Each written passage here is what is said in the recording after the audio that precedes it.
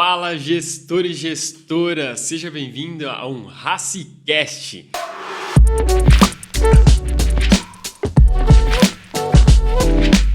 Um podcast muito especial onde a gente está aqui para compartilhar momentos legais com convidados especiais que estarão compartilhando as suas vidas, principalmente sua vida empreendedora. Uma resenha também sobre livros, sobre tudo aquilo que a gente aprende no nosso dia a dia e, acima de tudo, uma visão Cristo empreendedora. É isso que a gente sempre busca aqui no nosso RaciCast.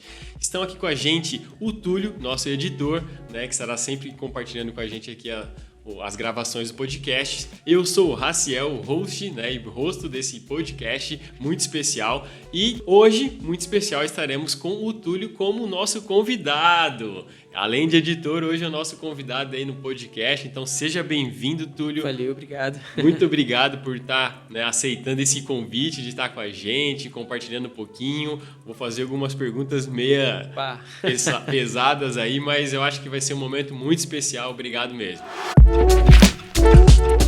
Estamos na Tujulab, nossa casa colaborativa, então aproveitando, quero deixar já a dica, você que também quer ter um podcast, você pode estar contratando aí uma diária, vindo aqui, trazendo apenas a sua ideia, que a gente tem todos os equipamentos e a equipe que pode estar colocando ao ar aquela sua ideia de fazer um podcast, certo? Então, alguns recados muito importantes também antes da gente entrar aí nas nossas perguntas, na nossa conversa legal aí, é o seguinte: toda quinta-feira estará saindo um episódio novo do nosso podcast, então eu quero já te convidar a estar colocando ali as notificações, estar seguindo a gente no canal, para que você seja notificado e não esqueça de estar com a gente aí todas as quintas-feiras. Então, um abraço e vamos para a nossa conversa, Túlio! Vamos lá!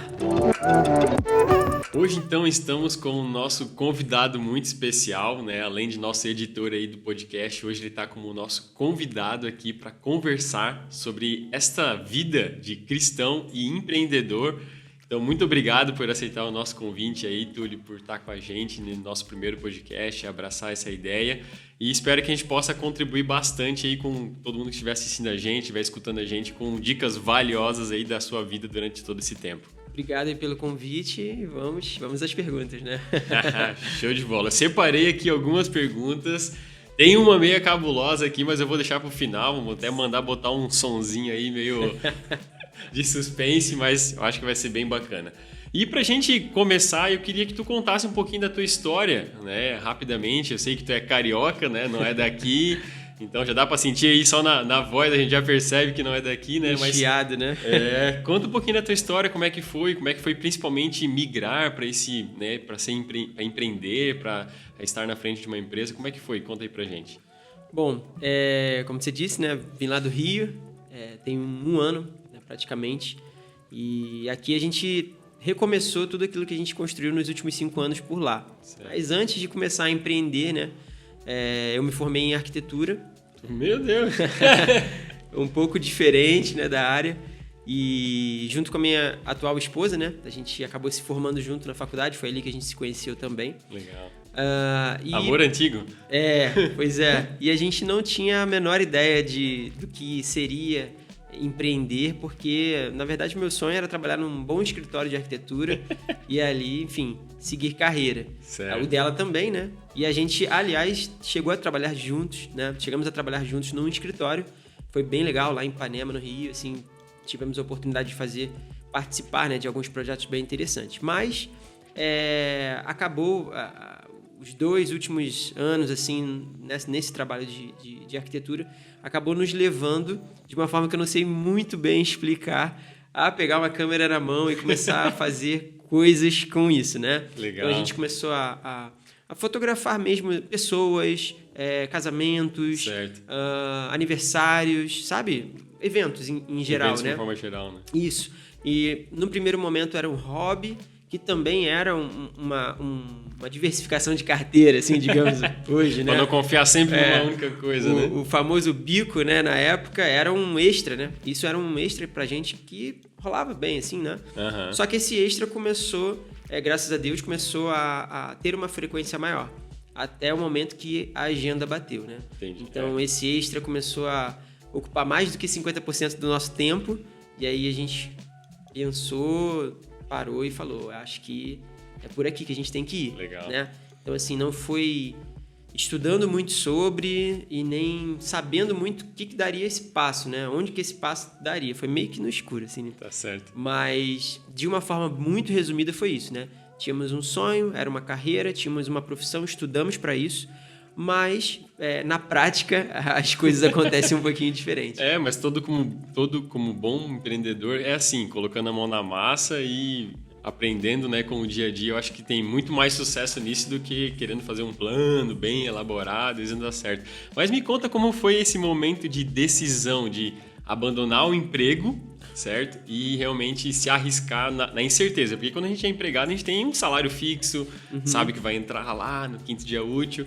E eu lido com bastante empreendedores, né, com bastante gestores, e eu sei que esse momento de decisão é bem complicado. Tu lembra de quando foi, mais ou menos? Lembro. Eu lembro do dia que eu cheguei em casa, né? Nessa época da nossa vida, a Mari tinha também saído de um emprego. Nesse momento a gente estava em escritórios diferentes, certo. Né? E ela tinha saído há um mês, digamos assim, e estava procurando, né, um emprego. E eu cheguei em casa, acho que foi numa sexta-feira mesmo, né? Encerrei o processo lá na empresa. E eu falei para ela, olha, segunda-feira a gente vai estar junto numa nova empreitada aí. E eu achei que, não sei, que tivesse uma resistência, que ela fosse ponderar. E não, ela foi de cabeça. Mesmo também sem saber muito no que isso iria dar. Mas acho que a gente estava com tanta vontade e essa força de fazer acontecer, que foi isso. Foi numa sexta-feira, eu lembro, assim, no nosso primeiro apartamento lá, eu chegando em casa, falando pra ela... Agora assim. Agora vai ser... Eu mando em mim mesmo. Né, por dentro, cheio de medo, cheio de incerteza, cheio de insegurança, mas também com uma confiança, né, e acreditando que Deus ia guiar a gente, porque a gente sentia muito no coração que era pra isso que a gente tinha que ir, né? E foi. Então, eu lembro, sim, desse dia. Muito bom, muito bom. E tem que ser assim, né? Como tu bem comentou, a gente tá nessa vida aí de empreendedorismo e botando a mão na massa. E aí eu já caio para nossa segunda pergunta. Porque eu sei que, ao longo da nossa caminhada, nós temos muitos acertos, mas também muitos erros. E o que eu gosto de sempre perguntar para todo mundo que eu converso é... Você lembra algum tipo de erro que você cometeu ao longo dessa trajetória aí da sua vida empreendendo que te trouxe um grande ensinamento que realmente, isso aqui eu nunca mais vou errar porque foi algo que eu aprendi muito num erro que eu cometi? Sim. Antes de começar aqui a entrevista, você me deu um spoiler das perguntas e essa daí acho que é mais difícil de responder. Porque eu considero que a gente errou muito, né? E natural, porque, como eu falei, a gente não planejou essa estrada, né? Então, ali a gente errou um pouquinho nas curvas e tudo mais, mas enfim. Duas coisas me chamam a atenção nessa trajetória até aqui. A primeira é que a gente não soube, no início, né, nichar o nosso negócio. Né? Certo. E a segunda é que eu não soube que eu era um empreendedor. Para mim, eu era apenas uma pessoa que sabia filmar, fotografar, né? É um problema que eu identifico muito na área. Sim, né? verdade. A gente tem, né, geralmente, os fotógrafos, os filmmakers, também que já vêm de alguma outra área artística ou por hobby, enfim. A gente tem muito mais o espírito de artista do que de empresário. Pensar como uma empresa, isso. né? Então, não pensar na nossa empresa como um negócio que tem que girar, que tem que fazer, que tem que acontecer, e pensar apenas como uma arte, me trouxe muitos problemas, né? Certo. Me trouxe algumas coisas positivas do lado artístico, que construiu uma identidade e tudo mais, mas precisaria vir acompanhado do empreendedorismo, para que a gente não tivesse, enfim, alguns percalços financeiros que rolaram no meio do caminho, né? Algumas decisões erradas que tomamos por não entender que era um negócio, e parte disso, não nichar, né? A gente foi nichar muito depois. Aceitava qualquer tipo de trabalho. Exato. E só estava tocando a vida, né? Exato. E por não fazer esse funil, né? Esse filtro, a gente acabou se atrapalhando em muitas questões. Então, eu acho que na verdade, eu acabei listando 2 grandes erros, né? Não, mas tá tudo certo. Então, não ter essa cabeça de empreendedor no início, que eu precisaria, né? Nem que fosse 50% artista e 50% empreendedor, mas eu precisaria, e no início não foi assim. E não filtrar, né? Tentar fazer de tudo acabar não se especializando no início em nada. E aí, com o tempo, né, e com as pauladas, a gente foi ali se ajustando. Muito bom. Tu falasse uma coisa muito interessante, a gente tem que ser meio que 50% em cada uma dos cenários, né? Teve um livro que eu li recentemente, né, aproveitando o gancho aí, que é O Mito do Empreendedor. E eu achei muito interessante porque o autor do livro, que já tem mais de 25 anos dando consultoria para pequenas e médias empresas, como organização de uma empresa e tal, ele cita no livro que a gente precisa, na verdade, ter 1/4 de cada perfil. Né? Seja um quarto do criativo, que é o cara empreendedor que vai para frente, que não se abala com os problemas. 1/4, ou seja, 25%, que daí é o cara que é empresário, que ele para, ele senta, ele analisa os seus números, ele organiza. 1/4, que é aquele que é o motivador, que ajuda a sua equipe, que gerencia a equipe, que está ali na frente de tudo. E 1/4, que é o visionário, que ele está sempre projetando para onde a empresa está indo e como ela vai alcançar lá. É muito interessante esse livro, fica a dica. Muito né? bom, eu tinha que ter lido ele lá no início, né? Nesse dia que eu tomei a decisão. Mas fica a dica para quem está começando ou, enfim, ou está passando por um momento de indecisão, dificuldade. Tá aí uma ótima dica, né? Muito bom, muito bom. Aproveitando então, né, já que nós estávamos conversando aí sobre esse livro, deixa eu te perguntar, né, a nossa próxima pergunta é: qual foi o teu maior acerto, né, o seu e da sua esposa, o maior acerto nessa vida empreendedora aí? Olha, o maior acerto foi que a gente, em um determinado momento, a gente entendeu que a gente estava trabalhando, não só criando vídeos, a gente estava resolvendo problema de pessoas, né? Certo. E por um outro lado, a gente também estava realizando sonhos de pessoas, né? A gente teve a oportunidade de lidar com empreendedores e marcas, empresas de vários portes diferentes, né? Pequenos, médios e empresas muito grandes que a gente nunca sonhou em trabalhar. Legal. E principalmente nas pessoas que a gente tinha mais contato, a gente via o quanto ela depositava naquilo, né? O quanto o vídeo ou a foto ou o marketing do produto dela era importante para o crescimento ou para o momento que a marca vivia. A gente cansou de fazer vídeos assim de 10 anos da marca, 15 anos da marca. Então a gente viu assim, a gente não está só aqui fazendo um conteúdo. A gente está realizando sonhos, né? A verdade é essa, né? A imagem, né? Principalmente as redes sociais são muito da imagem e a imagem diz muito sobre o que você quer expressar, enfim. Então a gente via, cara, a gente está realizando sonhos das pessoas. E também a gente está resolvendo problemas. Então, quando a gente entendeu isso, e eu acho que o grande acerto nosso de uma produtora que era tão pequena e, né, tão inexperiente no início, e por que a gente conseguiu os clientes, foi porque a gente tinha um tratamento muito diferenciado. Certo. Então, aí a gente começou a virar a chave do artista para o empreendedor e também tendo essa relação pessoal diferenciada, que faz parte do nosso caráter, do que a gente acredita também. Mas, enfim, eu acho que esse foi um grande acerto. E baseado nesse tratamento com o cliente e entendendo o peso dessa responsabilidade de cuidar, né, do marketing, do visual dos clientes, é que a gente teve feedbacks positivos. Legal. E que a gente baseou toda a nossa carteira de clientes também em indicações. Então, a gente chegava no cliente, resolvia esse problema, tratava muito bem, com muita responsabilidade e éramos indicados.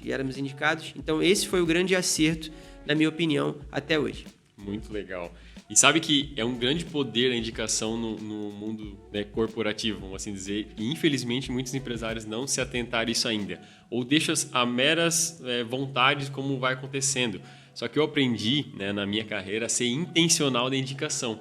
Quando a gente atende um cliente muito bem, o que eu normalmente faço? Eu chego no final do atendimento, num processo dele, e pergunto: "Ei, tu não tens algum amigo que tu gostaria de ter o mesmo atendimento que tu teve?"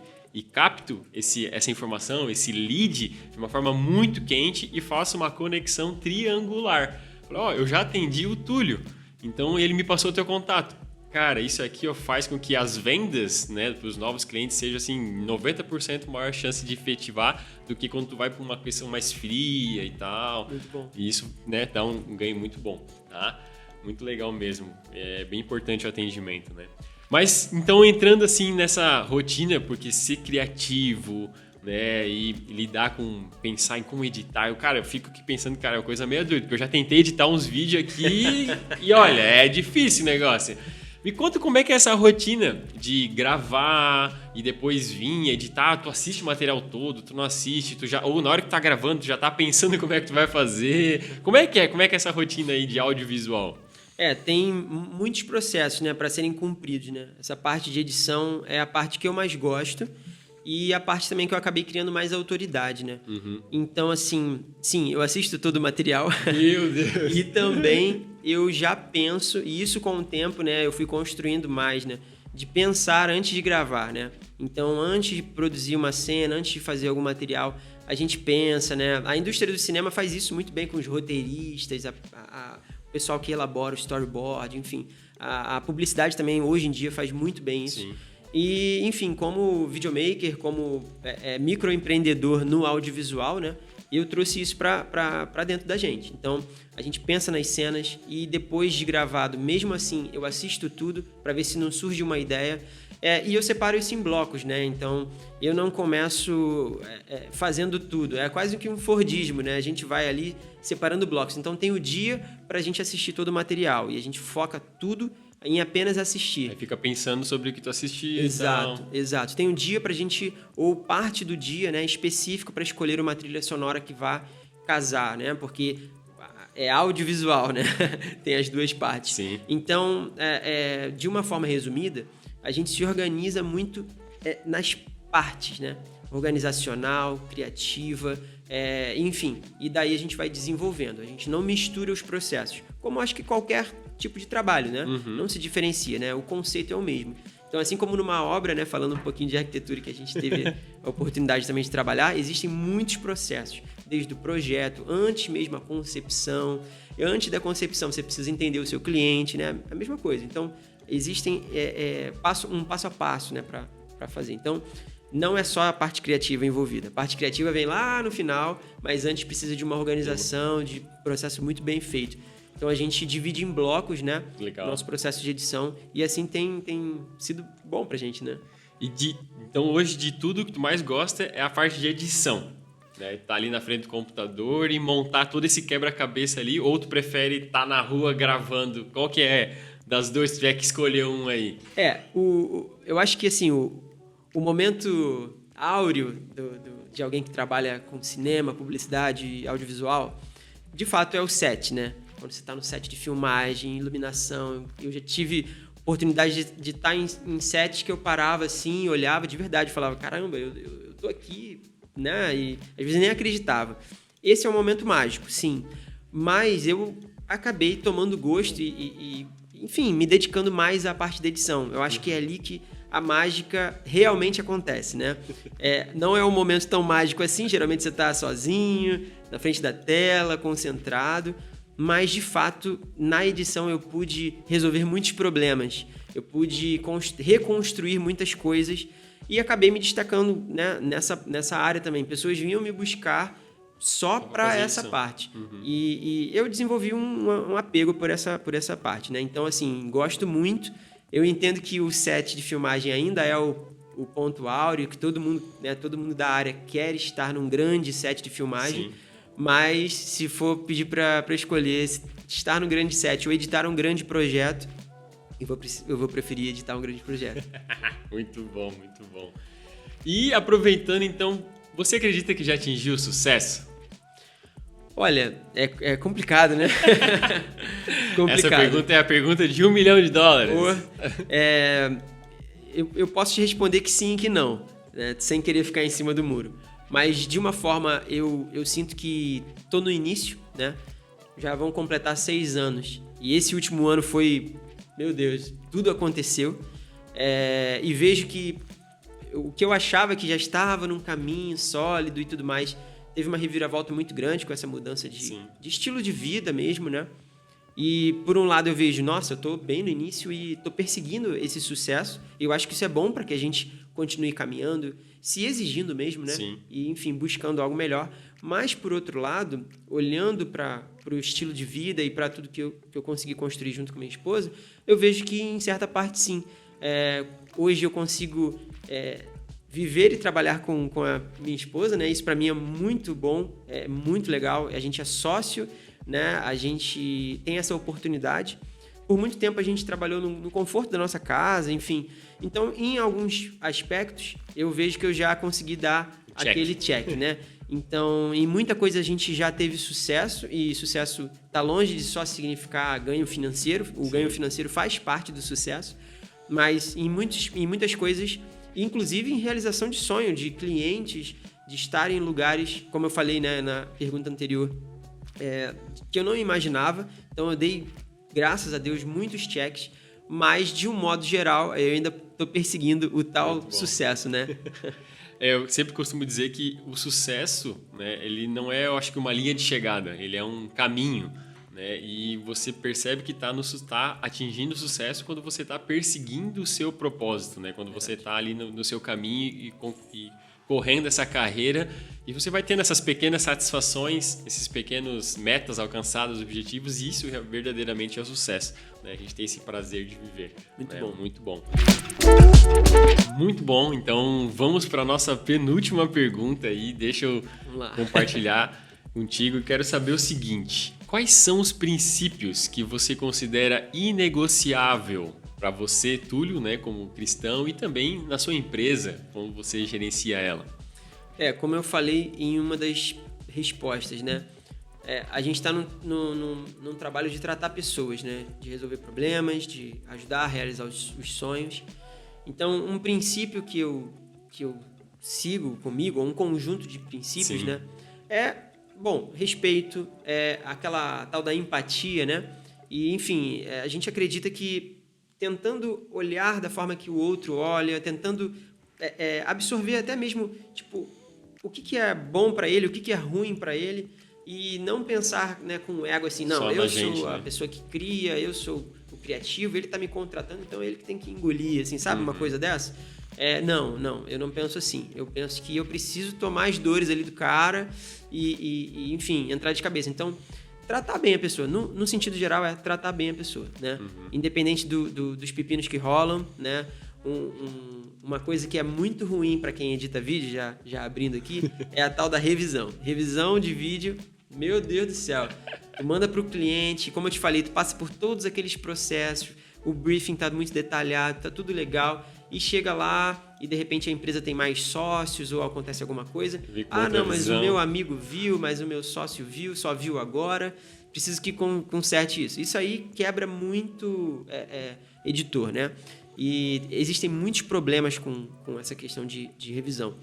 Mas ao longo do tempo eu fui aprendendo que a gente precisa, calma, baixa a bola, vamos resolver junto, né? Então, tratar bem as pessoas, né? Eu acho que princípio máximo aí de respeito, eu acho, então, né? Se fosse... Quem trabalha com a gente ou vai trabalhar com a gente, tanto no set quanto nesse processo de edição, tem que entender que a gente precisa tratar bem as pessoas, né? E isso vai fazer diferença. E isso tem feito a diferença no mercado de trabalho onde a gente está inserido.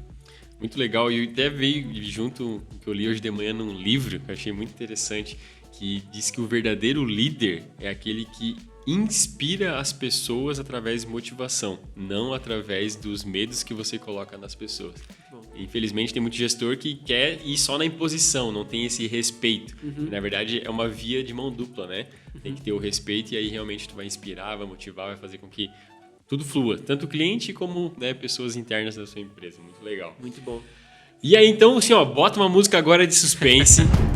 Eu tenho uma pergunta meio cabreira para fazer, que é o seguinte: você já sofreu algum tipo de discriminação por ser cristão na sua vida profissional? Isso é forte, hein? Olha, eu sinto que sim.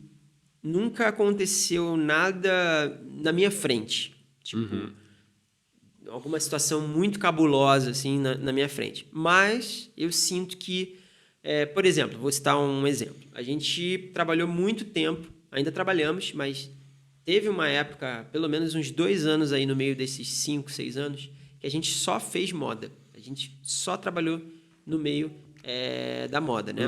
Legal. E foi muito bom, aliás, uma baita experiência, né? Viajamos com marcas para fazer campanhas, Nossa. Fomos para estúdios dentro de onde funcionava ali a marca e tudo mais. E foi muito legal, mas visivelmente e naturalmente acontecia de a gente ficar muito deslocado, né? Sim, porque é um meio complicado Isso, também, né? é um ambiente um pouco tenso, assim, né? tem uma questão muito da vaidade, do ego. Isso não é novidade para ninguém, né? Não tô aqui, tipo, julgando isso, mas acontece, né? É um meio que acaba fluindo isso. Isso flui, né? E, bom, muitas vezes a gente não tinha o assunto para trocar, ou a gente não sabia o que falar e tudo mais, e a gente sentia isolado. Também, eu e minha esposa, quase em 100% dos sets de moda, a gente estava junto, né? A gente se sentia um pouco isolado. Então, assim, não é um tipo de preconceito ou discriminação, mas é só um relato de que em alguns momentos a gente ficou ali um pouco deslocado. Agora, talvez isso tenha reverberado, né? Não só no campo da moda, mas em algumas outras áreas. Talvez isso tenha reverberado. Não chama eles porque não vai fluir com a gente ou não vai casar. E enfim, a gente, graças a Deus, nunca sentiu isso tão forte. Mas a gente sentiu, digamos assim, um eco, né, do que é essa discriminação, né? Que acontece sim, né? Mas graças a Deus com a gente não foi tão forte assim. Isso é normal, né? Até a própria Bíblia diz que nós não devemos nos conformar com os padrões desse mundo, né? E infelizmente eu já sofri também bastante discriminação nesse ponto, já cheguei a perder clientes, né, quando ficaram sabendo. Mas faz parte, né? Eu acho que o que eu aprendi é que enquanto a gente é verdadeiro, né, a gente vai seguir, Deus vai nos ajudar a continuar no caminho e vai colocar outras pessoas nos lugares que vão sempre estar nos ajudando também, né? Então, acho que isso que é o mais importante, certo? Muito bom. Muito bom, cara, estar contigo aqui nesse nosso podcast, tá? Foi muito legal compartilhar um pouquinho da tua história, compreender um pouquinho mais, carioca aí, né? Falando puxadinho. Pois é. Tá aqui com a gente já há um ano, né? Fez um ano já, né? Fez um ano mês passado. Que legal, Já cara. rompi a barreira do primeiro ano. Já passou por todas as estações, né? Já. Tá passando frio aqui? Já, tô passando frio de novo, né? Porque acho que as estações aqui não são tão marcadas assim, não. É frio, com sol e depois frio. Frio com sol, frio sem sol. É por aí. Muito legal, muito legal. Mas me diz uma coisa, Túlio, como é que o pessoal aí, nossos seguidores da rede social, pode te encontrar, né, para trocar uma ideia, para ver um pouquinho mais do teu trabalho? Compartilha aí com o pessoal aí como é que eles te encontram. Bom, na rede social me encontra de uma forma no geral, né? Que é o meu @TúlioJuric. Esse Túlio com 2 L's, deve aparecer em algum lugar da tela. E eu sou, de certa forma, ativo, né? Eu me considero ativo nas redes. Então, ali você vai achar um link para a produtora audiovisual, vai achar um link para esse espaço onde a gente está aqui, né? Como sócios, que é um espaço criativo no geral, né? Tem os nossos estúdios, a agência. Então, achando o @TúlioJuric, você vai achar todos esses espaços ali para poder navegar. Muito bom. Muito obrigado por aceitar estar com a gente aí. Agradeço mesmo, tá? Esperamos que essa nova empreitada aí, né, do Túlio, da Mari, juntamente com a gente aqui nesse nosso estúdio colaborativo, possa ser verdadeiramente um sucesso, tá? E também aproveitando, então, se você quiser saber, né, sobre o nosso Tujo Lab, tá? Procure também lá na rede social. Você pode também montar o seu podcast aqui, assim como a gente está. Tá? Você só vem com a sua ideia, com o seu papel e coloca em prática, que o resto é com a gente, né? Não é isso? Isso aí. Muito legal. Aproveitando, então, quero te convidar a seguir a gente nas redes sociais também, para estar sabendo sempre quando tem um novo episódio. Lembrando que todas as semanas estará saindo um novo episódio. Nas quintas-feiras estará indo ao ar, cada quinta-feira um episódio novo. Siga nós no YouTube e ative a notificação lá no YouTube e também no Spotify, para que você possa receber o aviso. Saiu um novo Racicast, certo? Para que toda semana você possa estar com a gente. Então, quero te agradecer por estar com a gente e até a próxima semana e tchau!